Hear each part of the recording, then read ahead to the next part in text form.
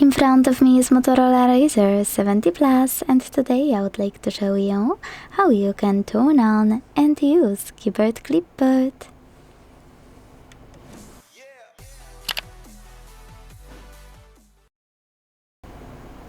Begin by launching your keyboard and tapping on Clipboard at the top of it.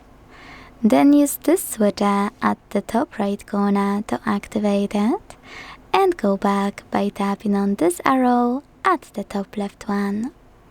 Now, to use Clipboard, copy or cut any text, and to paste it instantly, click on it at the top of your keyboard. To paste it later on, click on Clipboard and tap on your text here. Now, to delete anything from Clipboard, swipe it to the right, swipe it to the left, or hold it and use delete in the pop-up. If you want to paste anything after an hour, you need to pin it or it will disappear. To do that, hold it and use pin option. You can unpin it the same way. By holding it, you can also choose edit and change whatever you clipped.